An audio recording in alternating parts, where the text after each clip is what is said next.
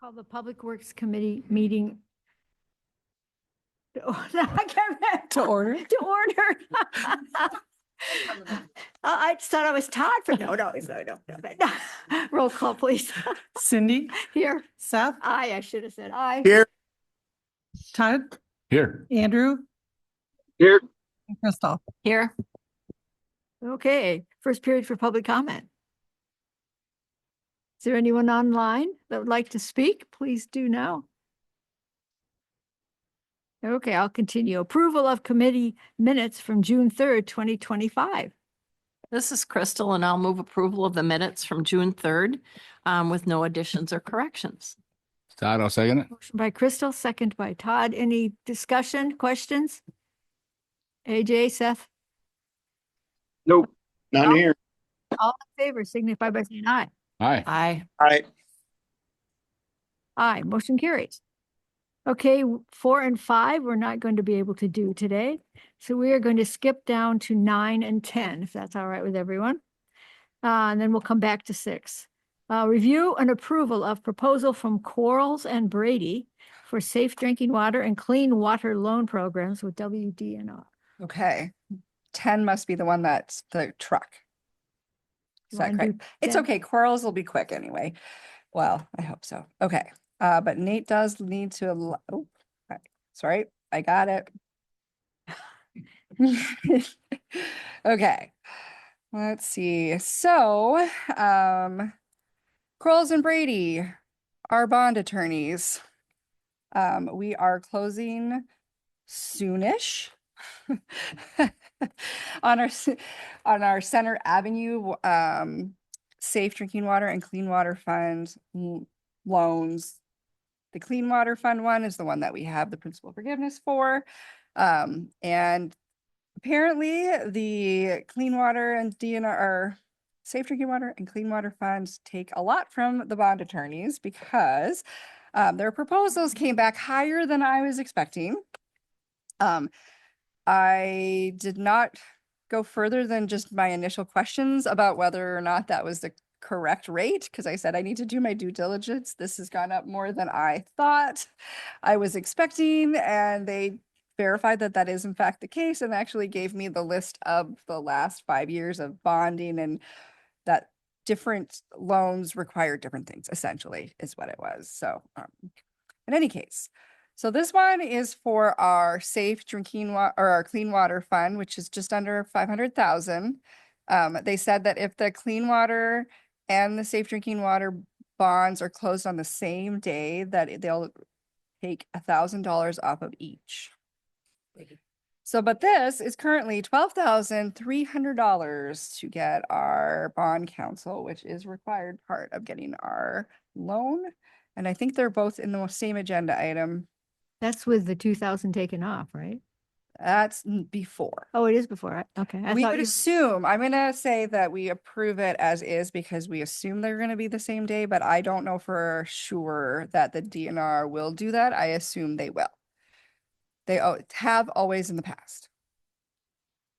And then this is for the clean or the safe drinking water, excuse me. Safe drinking water program, that bond is 1.1 million. And the cost is 15,550. Could you tell us briefly what bonding does for Oh us? boy. Is there a Well, brief this is answer to that? Closing on our loan for the safe drinking water program, and our bond counsel reviews all of the loan documents and, help me here, assurances that they have when they go through that everything is legal, and it is a requirement. We're not permitted to close our loans without bond counsel. I thought everyone would like to hear that. Yes, and it would be a great profession to be in. I think, if you want to make a lot of money. And Nate and I had a conversation about how every industry feels like each other charges too much. So maybe it's just my engineer and me. It feels like lawyers charge too much, but there you go. So all in all, we have 2 agreements that we need to sign, and nothing will happen until we get to the point where we're closing. And I can't tell you when that will be yet because we are currently waiting for the USDA to give us parity on our loans that we currently have in order for these loans to proceed.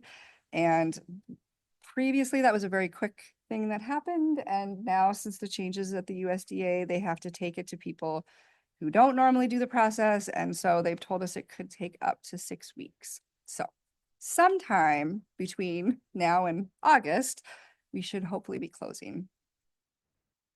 And I take it these funds are part of what was planned for. Yeah, so we're allowed to borrow for this. This is a part of what our loan amount changes based on their contract. So it is incorporated in the fees. And for the Clean Water Fund, we get 40% of the total loan amount as principal forgiveness. So the more they charge, we do get 40% more. Okay. Anybody want to make a motion?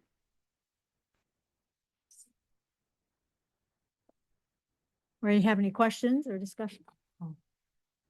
Oh, it's AJ, thank you for kind of educating me on that. But I'll make a motion that we approve, what has been presented here. I'm sorry, I'm driving, so I'm trying not to get too carried away. So make a motion that we approve, what has been talked about here. Good enough, Lori? It's a So, do you money- it's a dollar amount. I can add those amounts in there. It's the 12,300 for the Clean Water Fund loan and the 15,550 for the Safe Drinking Water loan with Quarles and Brady. And this is Yes. Crystal. Second. Okay, motion by AJ, second by Crystal. Any further discussion, question? Okay, roll call, please. Seth, Aye. Todd, Aye. Andrew, Aye. Crystal, Aye. and Cindy. Hi. Okay, and now 10, street pickup truck condition report. Looks like we have the A-team here to Yeah. talk about. I figured who better to hear about the condition of our truck that has now been taken off the road than our mechanic. So I guess I have pictures that I can help support you, but go into what you found, Mark. Well, we've got a rusty frame on a 2008 1500 Chevrolet. The pickup has a 5.3 engine. It's got 91,000 miles on it. It's been a good truck for us, and I've been keeping an eye on this. And when I seen the cracking that you can see in the bottom of the picture starting to develop, I felt it was time to clean up the rails with a ball peen hammer, a needle scaler to make sure that it was still safe to drive. And at that point, I deemed the truck unsafe to be on the road. So I don't know what else to say. I mean, the body of the truck is not in good enough quality to replace a frame in it and go through that work. So my recommendation would be to replace the truck. For AJ and Seth, we probably should say that this is our mechanic. Oh, Mark? I'm sorry, this is Mark Hawkinson, the mechanic. Extraordinaire. Thanks for that explanation, Mark. And definitely see the issue. Yeah. So we're obviously in a situation where the capital improvement plan is not finished. And obviously this was already in there, but we weren't anticipating that it would be so urgent that we would have it taken off the road before we were able to get the capital improvement plan done. And so we are asking to be able to move forward with a replacement, and that may take some time for Nate. I know he said, give me some time. So we probably will come back at the next meeting to formalize something. But did you want to talk about what we've looked at so far in terms of replacement? Yes, I found two options. Well, there's three options, but so I went and talked to the guys at GM.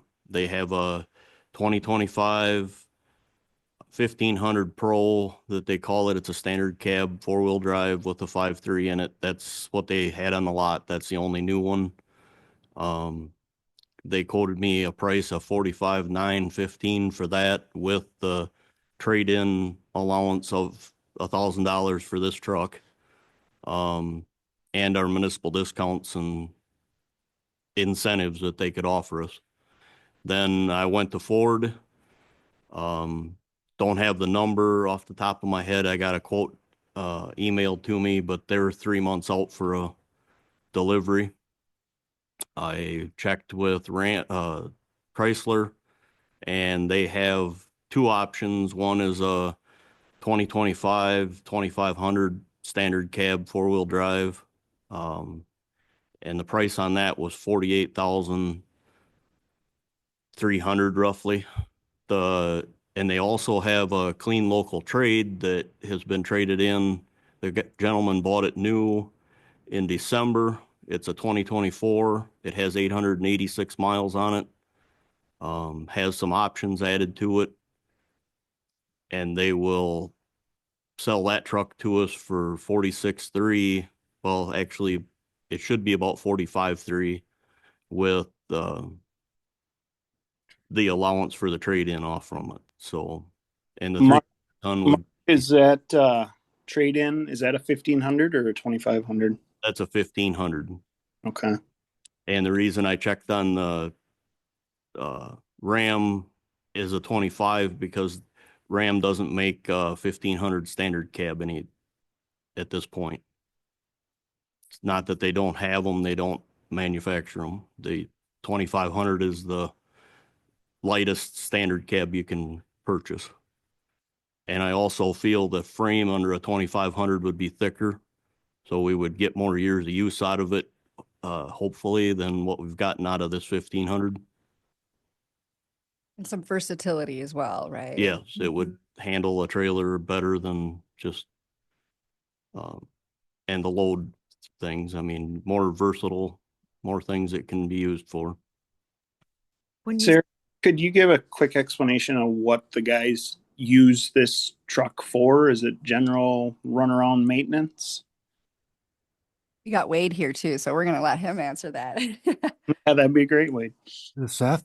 It is. Okay, yeah, Seth. Well, just for starters, we use it for basically we like when we go to Cash and Farm Supply, we get our sidewalk salt, and then we're usually anywhere from 3 to 4 pallets, which I don't know what they weigh, so but trust me, they're heavy. So that'd be another good reason to have a 3/4 ton. We use them for whenever we get caught out in the middle of the night. If I get caught out, it's like poles down, whatever, we have to hook up a trailer, which our standard 1,500 series don't hook up to the trailer because the trailer, the truck is too low for it. So the 3/4 ton would work a lot easier for that. Your basic maintenance of just checking all the streets. It'd be a lot more versatile, like Mark said, just to have a 3/4 ton and get a lot more use out of it with the thicker frame. Well, and it kind of sounded like our cost differential wasn't a bunch for going to that 2,500. So And this one here, Seth, these other trucks do not come with a spray and bed liner and running boards, which would probably be, I'm guessing, I don't know, 1,500 to 1,800. And this one here, this one with 800 miles on it or whatever, already has that. So that kind of makes up the difference in yeah, and so it's kind of a lot. I mean, it's actually the cheapest one of the bunch and still have the 36,000 mile warranty.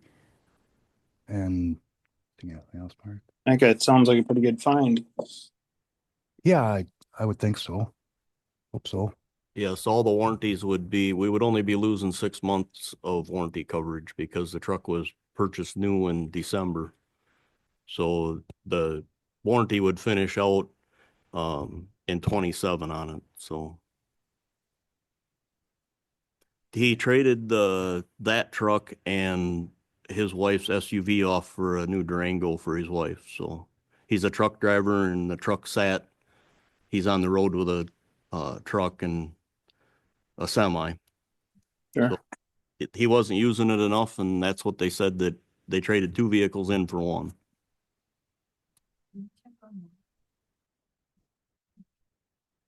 I've checked locally because of service down the road and warranty. It's close and handy that way. I mean, I can go farther out, but I just haven't done that. Like, to me, that sounds like that's an amazing find, and to me, it doesn't sound like we should pass that opportunity. And I think we always want to shop Sleepy if we can. my mic was turned off. I asked Mark if they and Wade if they checked online or Lacrosse or anywhere else. No, I have not. It seems like it might be worth just checking Lacrosse or, I don't think I'm finding cheap. What I've seen in the past for looking for trucks, I haven't been able to get any better deal farther Richland out. Center. I know we've always bought local sleep ever. Well, you know, you're buying from the same guy who sells all of them, so it's, there's They- no They competition. have treated you us know? well through the years. I will, at least when I was there with Yeah. warranty and stuff like that. So I mean, I do have a hold on both of these trucks just so they don't get away because a standard cab truck is not readily found. The inventory isn't out there on the lots like what a 4-door would be. Very hard to find. Yeah, And They- Cindy, I appreciate the due diligence. It wouldn't hurt to look at prices, but I know a lot of people travel to Viroqua to buy trucks from here. How long do you have a hold on these vehicles? I'm supposed to let Levon know tomorrow what if how serious things are. If I mean, that's all it. I didn't feel putting any longer of a hold. Sure. Unfortunately, there's no action that can be taken on this item Understand. because that was taken off of this agenda. Right. So from a purchasing standpoint, I'll just walk back to what Sarah was mentioning about the capital improvement plan and process. This group is well aware as the Public Works Committee that we've had a number of large capital projects that have come on our plate that were not seen and understood back when we made our draft capital improvement plan. And so while yes, the truck is on the draft capital improvement plan, we had noted that a large number of items need to be reconsidered in order to make way for things like landfill. Now, not saying that it's coming off Public Works, it has to be looked at holistically across the city. So what my suggestion would be is to take this particular matter to council next week and just get authorization to move it forward, or at least give them the option to move it forward at the very next council meeting, because really it's council who should approve this. Now, if the Public Works Committee, if it was an item that you could move forward on per the agenda and you had the money within your budget to just go after it, we could have done that. But when I spoke with Sarah, the time frame wasn't, oh, we need to make a decision on it in 2 days. We had a little bit more time. Can we buy until next week? Usually if we can give them some indication that we're interested, but they don't just release it right away.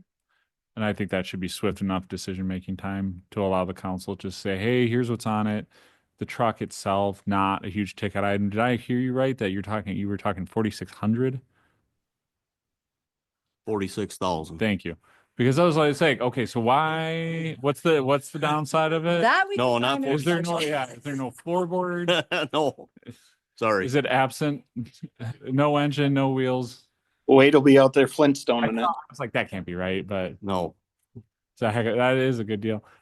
So yeah, I mean, 46,000 is not a small number, but it's also not a large capital project in the grand scheme of things. So that would be the direction I would give to the group as to what I would suggest for next meeting. Not that you can approve it or not approve it. I'm just letting you know for informational purposes. So you don't encourage looking elsewhere? I don't have an opinion on that. Was wondering, do we need to just ask to forward it on to the council with a recommendation? Is that something we can do or not? There's no action on this item on the agenda. Any further questions or discussion? Well, thank you, gentlemen, very much for coming in and for checking up on things. I'm sure Thank know you. I what wanted to move it forward because Mark's got some grandkids to go hang out with that Yeah. don't live around here. So, Yeah, but very good. we're gonna hold on to Wade, hopefully. Sorry, Wade. Thank you, Mark. Thank you. So what one do you want to do next? Then do you want to? Okay, go back to 6, review and approval of 2024 Consumer Confidence Report, CCR. Okay. Let's see what screen I have that one on.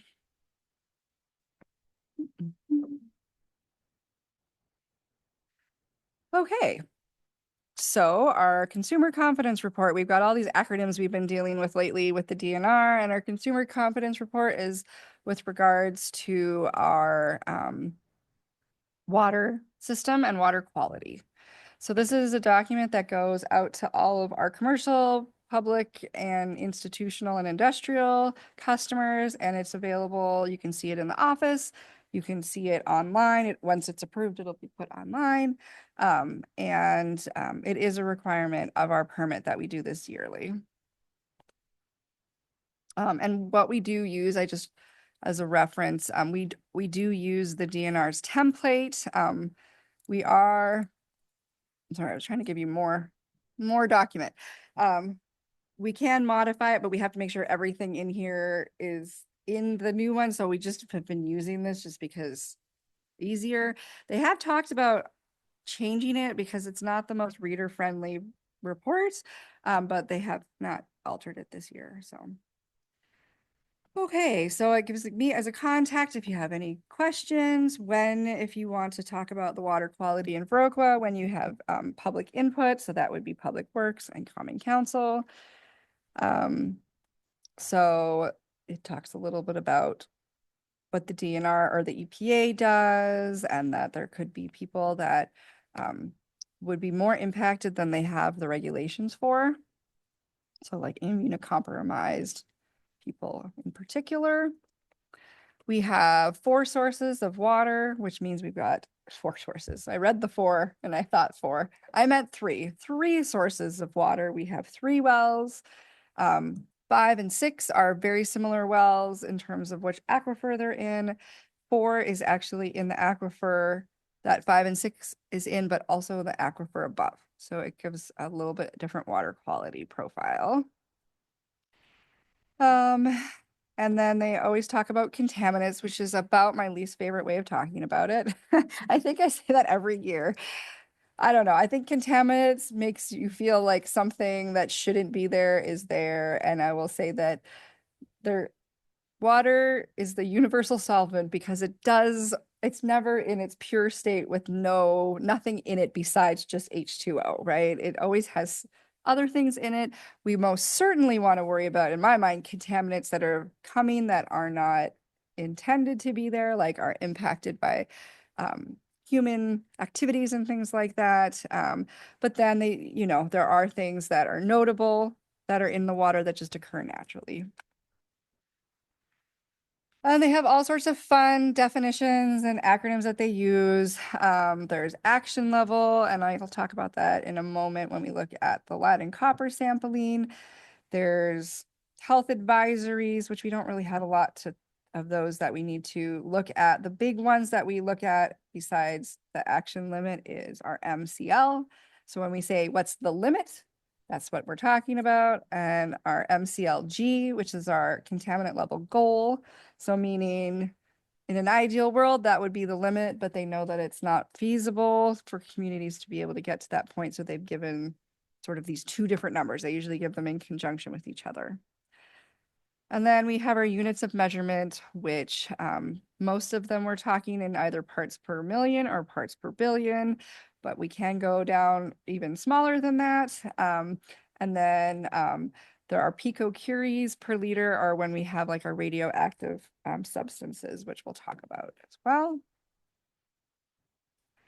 So I'll start diving into it. I think our chart has not changed in the last 15 years. It's pretty standard that we have the same contaminants that are listed.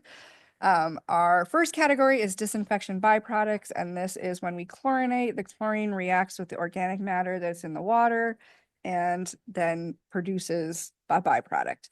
And so there's 2 different categories. There's the total trihalomethanes and the haloacetic acids. The limits are 60 and 80. You'll notice that HAAs have a goal of 60, whereas the THMs have a goal of 0. We have found levels of 3 and 1 parts per billion, which I would say aren't 0, but are very low. And in my experience working in Canada, we would dream to have some of these levels in Saskatchewan. So I think we're doing pretty well there. That would be, besides just being chlorinated, is related to like also how clean we keep the system. And so our, flushing that we do pretty aggressively, our cleaning of the water tower, all benefits that number. Next is inorganic contaminants, which is basically all our standard components that are not organic, I guess is the easiest way to say it. So we've got our arsenics and bariums, those kinds of things. We've had one test that was one in 2023 in well 5, but it was such a low number that it was between the limit of detection and the limit of quantification, which is technical way of saying we detected something, but we can't actually confirm the number because it was so low. So that's an interesting one. That's the only one time I've ever seen it have anything besides non-detect. So 0 is kind of a misnomer when you talk about water quality because you're only 0 or non-detect. You can't get down that far. There's never truly a 0 necessarily, except in some instances. One of the big ones people always talk about is fluoride. We do not add fluoride to our water. We do have very low levels naturally occurring. I would say all of these things that we see, especially in the inorganic contaminant category, are coming from the formation of the groundwater. So meaning like the stone structure that our water is in.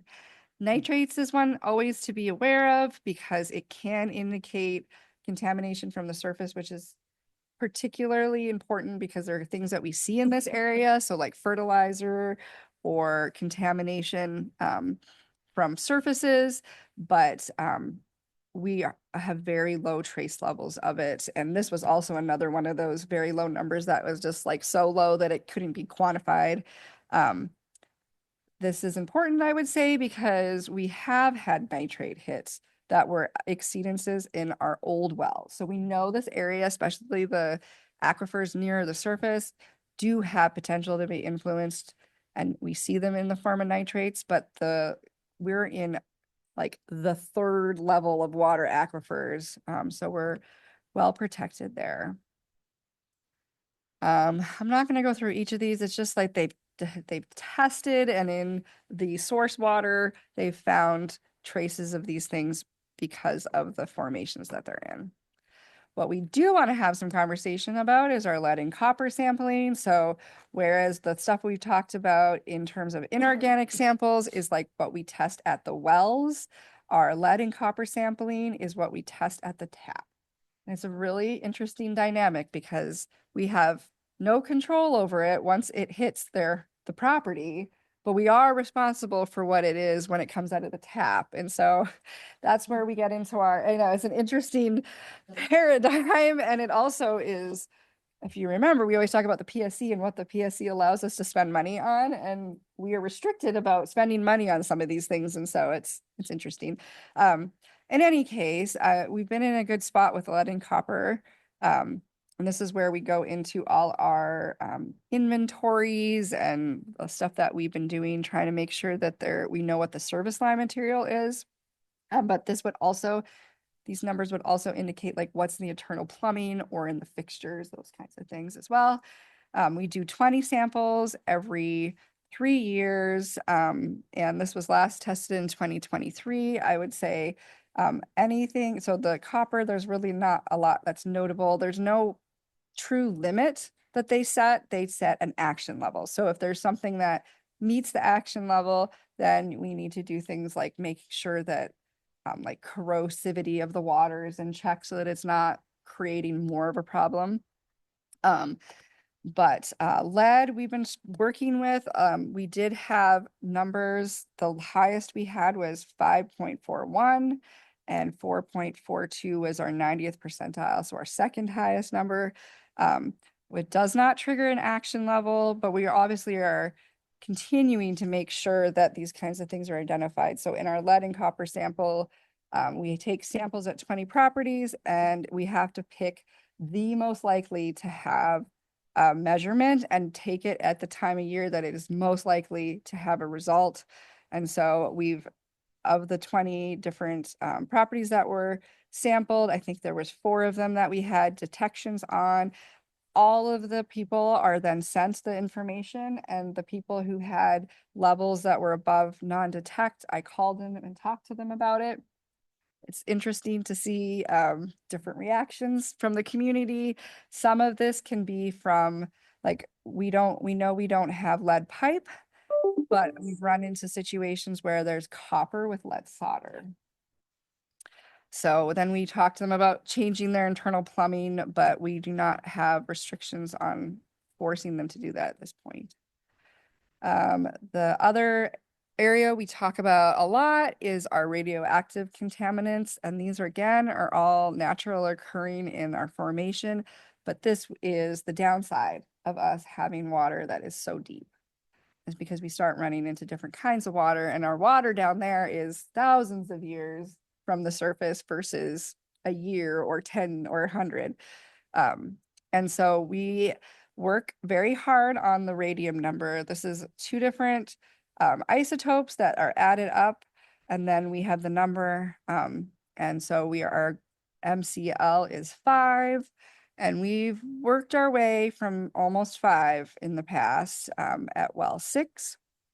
And that's why we do our well treatments actually. So we do them in part to control iron, and we do them in part to just control like the color and the sediment in the system, because it's microbial impacted, but it's also served us as a way to control the radium. So if we don't do our treatments, the natural microbes in the soil do mining of the structure, and then they are like, we don't want this part, and then it concentrates in the system. So we want to always try to keep them in check. Yeah, that 3.5 is at well 6, and well 5 also has some levels. We test our levels every year.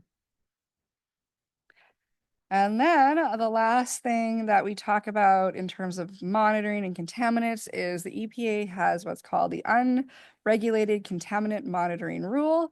And essentially it's like the precursor to them creating rules. So they think of like, you know, something that they might want to be testing or setting a limit for, and they test all over the country to see like how much of an issue is it and what are we talking about. And so we already test for PFAS. Reason it's not in here is because it's not detectable. So anything that's not detectable never gets listed in this, which is something we might want to add in the future. But there's only, I want to say like 8 different PFAS that are tested as a part of our regulated, but then there were additional 29 other forms of PFAS that they had us do our unregulated contaminant monitoring for. And we had no detect on all of our samples. We did 2 different samples at all the wells. And then lithium was the other one they were investigating, and we didn't have any detect of that as well. We always add a section in here to talk about lead, because lead is not in the water when we deliver it to the home. It comes to the water while it's in the piping and the plumbing of the property. And so there are ways to be, well, obviously the warnings, but there are also ways to improve the situation. So not drinking like the first water when you turn the tap on in the morning, and when to not use it. Obviously the biggest concern with lead is in children. No lead is good lead, not like copper where, you know, small amounts is good for your body, and lead, there's no lead is good lead. And then we added this year a QR code and some links to our lead service line or our service line inventory. So you can go online, you can see what's on your home, click on it. You can click on anything in the city and look how many we have. And if it's blue, we know what it is and it's fine. If it's red, it is galvanized, which the reason it is highlighted for galvanized is because even though there's no lead left in the ground, there was typically lead goosenecks, a 2-foot section of pipe connected to the galvanized pipe. And they've studied that it can, for whatever reason, galvanized versus copper would allow corrosion of lead onto the pipe. So even if the lead's gone, especially as the pipe's breaking down, it can still get a lead hit from the fact that it may be corroded onto the pipe. So we're trying to get rid of all of those, although that's not as high of a priority for the DNR as like if you actually had a lead pipe. But eventually all of that stuff will need to disappear. And then there are orange, which means that we just don't have all the information yet, but we're actively continually trying to get all of that information in. And that's your consumer confidence report for 2024. Happy to answer questions. Thank you. Anyone have a question? Good water management. Yeah. Thank you. Well, I come in front of you, but I will say Greg in particular, but all of the utility staff work really hard in making sure that we have clean drinking and safe drinking water. So That's AJ. Oh, AJ's here. Hi. yeah. Okay, anybody want to make a motion to approve the report? There's no questions or discussion. This is Crystal, and I would move approval of the 2024 Consumer Confidence Report, CCR, which is our water quality report. This is AJ. I'll second. Motion by Crystal, second by AJ. All in favor signify by saying aye. Aye. Aye. I Aye. Motion carries. Review and approval of application for delayed connection to sanitary sewer at 902 Railroad Avenue. Okay, hopefully this is a quick one because I know we're coming up against the time. Okay, so at 902 Railroad Avenue, I actually have 2 applications for a delayed sewer connection. What had happened is that they're in the middle of selling their property. So this homeowner is currently the homeowner, but it won't be by the end of the month. So the first one, the current homeowner sent this to me, kind of forgetting to send it to me. It's a little bit late because they don't actually even live at the house right now. And then the new, kind of like triggered with the sale that they, uh-oh, you better know about this. And so the new property owner also is requesting a delayed connection, and they were talking about just to the end of the year, but I think just for simplicity, we always give 5 years. They can take some time to work it out. So I'm looking for approval to allow a delayed connection to the sewer system at 902 Railroad Avenue. Was this Clark? Pardon? Was this Clark? No, No, a different one. no, 2 doors south. Yeah, right on the corner there. And you wanted a 5-year? Yeah, that's our standard, was we Okay. give them 5 years. Right. This is AJ. I make a motion that we approve the application for a delayed connection, 902 Railroad Avenue for 5 years. Todd, I'll second it. Motion by AJ, second by Todd. All in favor signify by saying aye. Aye. Aye. I Aye, motion carries. Okay, let's see. So 8 we need to do, right? Discussion with possible action on lighting fixtures for Center Avenue project. Okay, so we have guests here that are experts in the field, but I'm gonna, I guess, steer the boat to looking at our one question in particular that I would like to be answered today. So just as a background, in the Center Avenue project, there are 6 lights that are going to be replaced. And the lights are going to be these decorative lights that, well, I shouldn't say that. They are right now these style decorative lights that we see downtown. In the specification for it, we do have this light currently, and we did select what is listed here as the lowest temperature of light, which it means like the color hue of the light. The lower the number, the more like natural light looking it is, whereas the higher the number, it's like more of that blue light. And we have dark sky experts that can tell you more about that, but sort of just to round out the beginning. So we have that as is what we have specified. We just specified the 27K or the 2700K light in our bid. And then at the same time, we've been working with Dave to put new light examples, because I think no one can say that we haven't had concerns about lighting over the last number of years. And some of that started when we installed Rock Avenue. So Center Avenue is kind of like Rock Avenue, like we're doing the other side of downtown. There was a lot more lights on Rock Avenue, and at the time, they were installed at 4000K. That was the DOT standard, and nobody really questioned it. I will say, if you look at them now, they will not look like they did. They have kind of worn. I don't know if it's just the globe or the light, but they are not. Like when that light first came up, it was a whole different story. I mean, in terms of intensity for sure. So that said, we're doing looking at lights and looking at different fixtures and how we can be better to our dark skies in our community. And there were 3 example lights put up. So this is in front of the bathhouse. There is these were the original 2 installations. This fixture is our old style light, but at a warmer hue. It's at 2200 K. This one, I will show you better images of them. This was a different fixture type. And you can see very clearly like the way the light works differently. Let me see if I have that. That one looks actually like that cut off one, that different style one that we were just looking at. I think sometimes it's how you capture the image. And I think this is the picture that I didn't have up. That again is that other style light. So what are we talking about? So my goal tonight, and we can have conversations about other parts of this, is, and so we can certainly have more conversations about the color of the light, the temperature of the light. But for today, what I need is some direction about whether you want me to look at a different style light or keep our globe lights.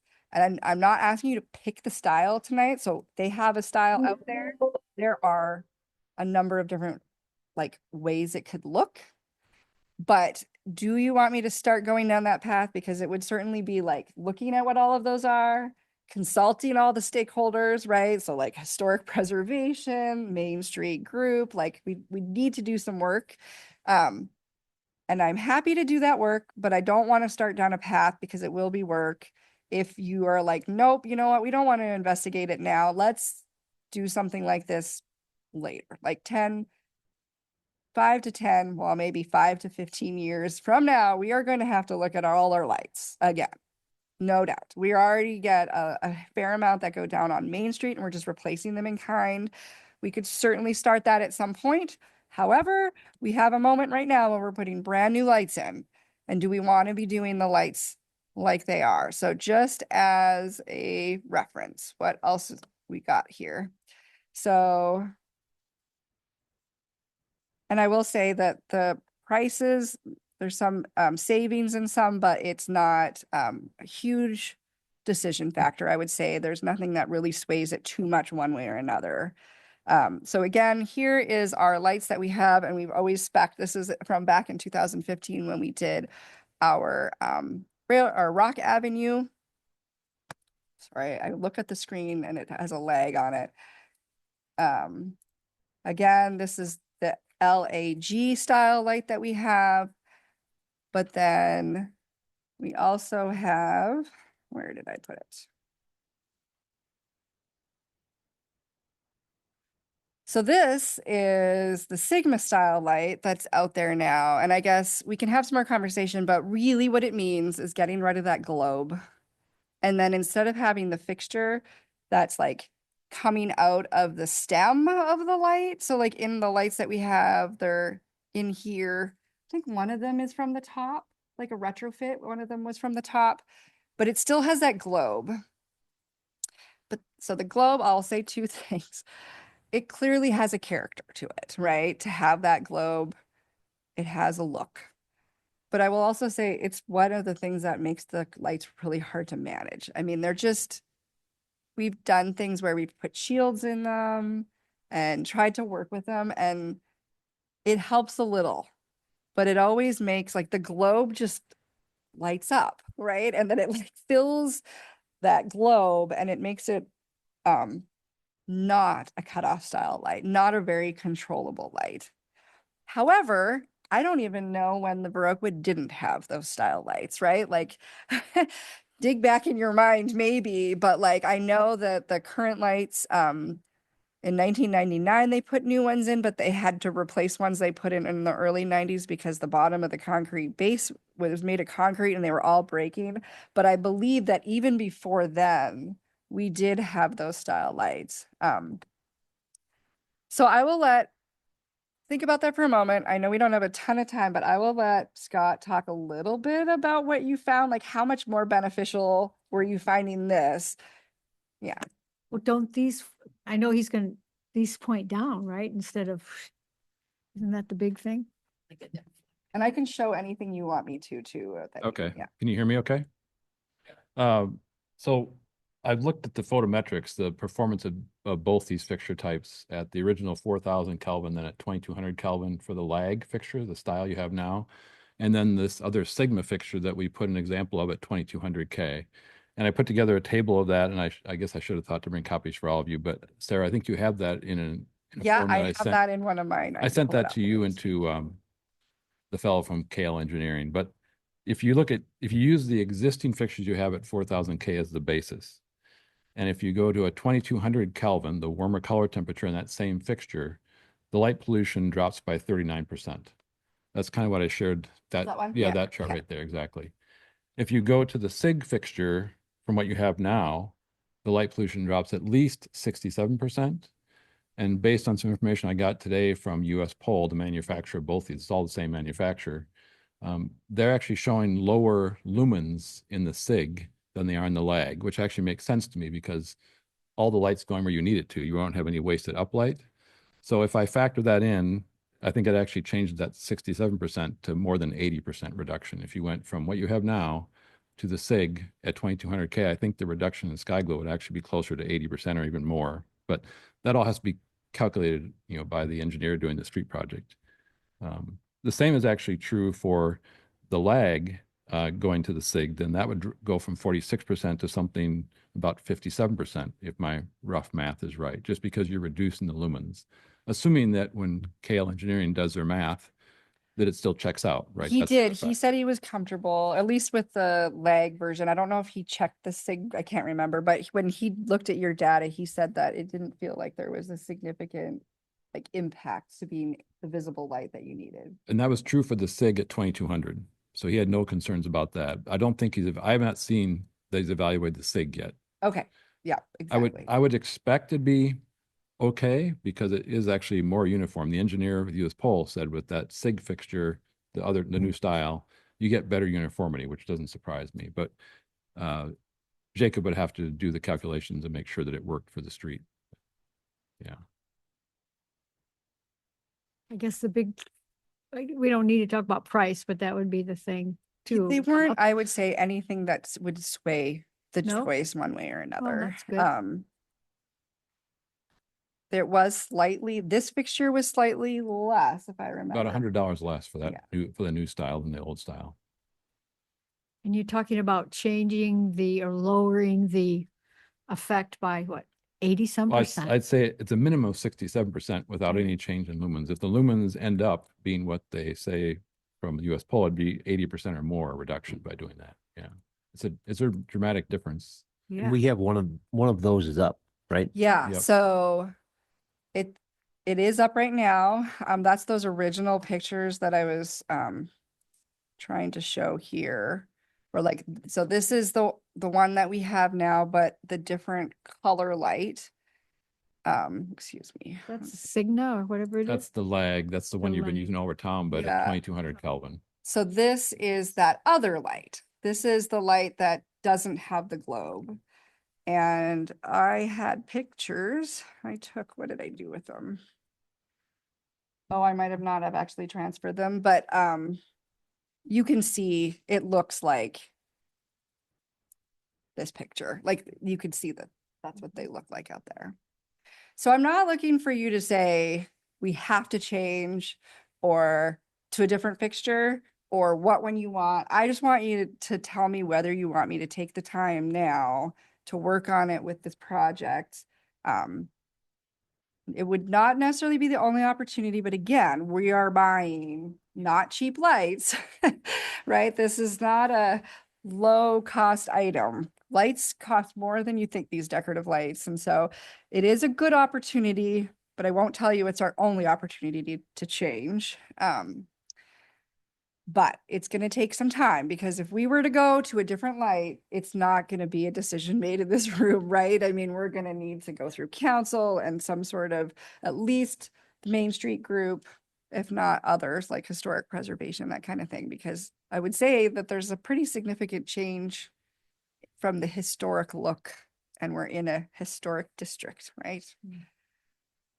But not that this doesn't look historic, I guess, in a way, but it's not what we have always had. It's changed. Yeah. Anybody have any feelings about it? Comment? This is Crystal, and I'd really like to see us start moving in the direction of protecting our dark skies. But, I think it has to weigh out with the staff time too, that's a huge investment on your part and everybody else's, so, but I'd really like to see it. Seth?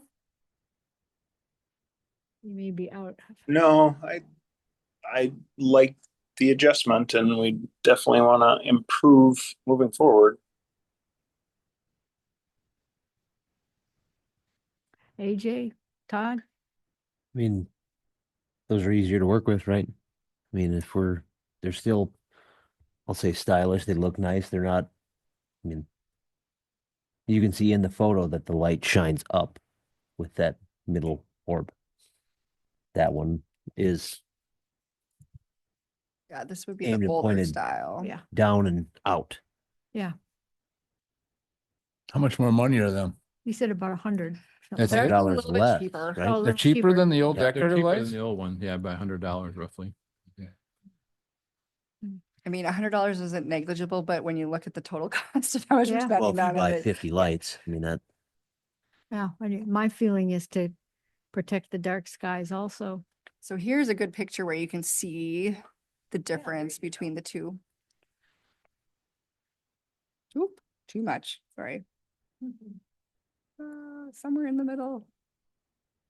So I think that. Are those opened up where birds and things can get into those?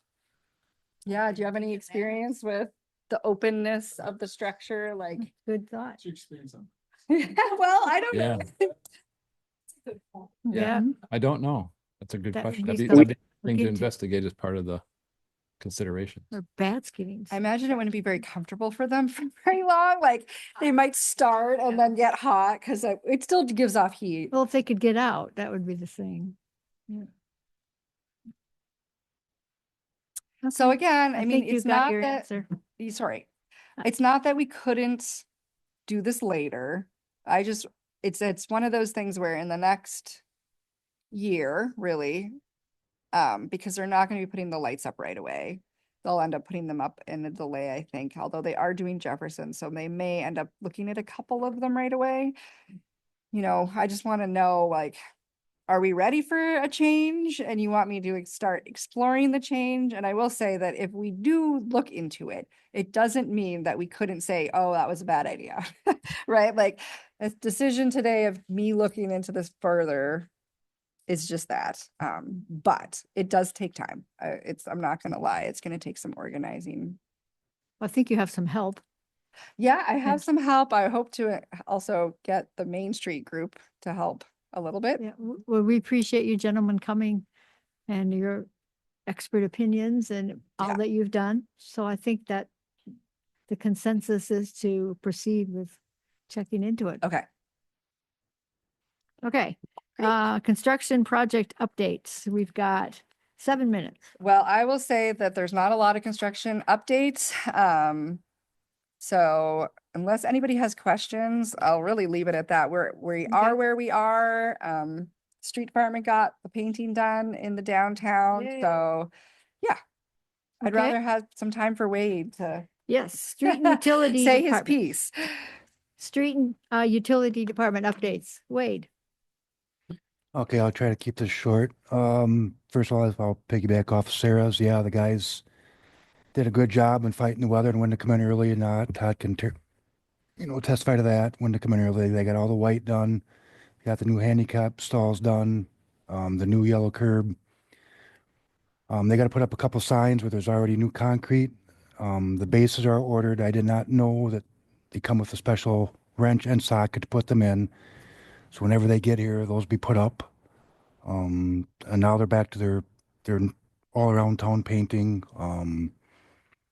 We're doing our basic maintenance, our mowing, our weed eating, sweeping when it's not raining, which kind of tough anymore. We did have a couple blocks of Minchell, Maple, and Washington, I believe, that we got prepped for. I think it was Scott's that came in and chip sealed it. So we'll wait about a month there, then we'll go sweep up the existing chips. We're getting ready to start Prairie Wind Way on Thursday morning. We got the stumps out of there, which was kind of a battle, but we got it, and we'll get that started on Thursday. We have a couple waterways that we have to fix on Nelson Parkway, which we're waiting a couple days for diggers to clear. And let's see what else is going on. And when we get time, we're gonna try to get started on getting our salt and sand shed prepped. So, which is, will take some time, but we'll get to it. So and that's probably be at least 80 by 120. I know this shed is 60 by 100, but we'll have to go at least 10 feet outside of it to make it work for the footers and everything. So Have their work cut out for them. we're, Yeah. we're getting it. I think Oh. I was just gonna say on Monday, I think that instead of the dump truck picking up brush, there was, I don't know what you call it, the big thing with the big scoop in the front. And that was me. Oh. Because I knew they wouldn't get to that side because it's the east side was, they didn't get done till like 2 o'clock. Oh, So whoa, I I appreciate just it. went out ahead and, Oh, okay. which I didn't really care for. It wasn't a lot of fun. I No, but, mean, I outload her 50 times, but, well, thank you. oh, you're, I was hoping the dump truck wasn't broken. no, they were good. Oh, okay. That's about it. Sarah, yeah, I thought that's what you're gonna talk about when you first started today. Okay, second period for public comment. Do you guys want to add anything? No? No, okay, that's it for public.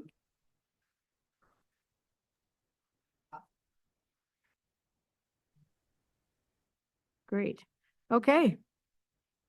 We're at adjournment. Just how to make a motion to adjourn. The second. We don't want anyone to beat you to it.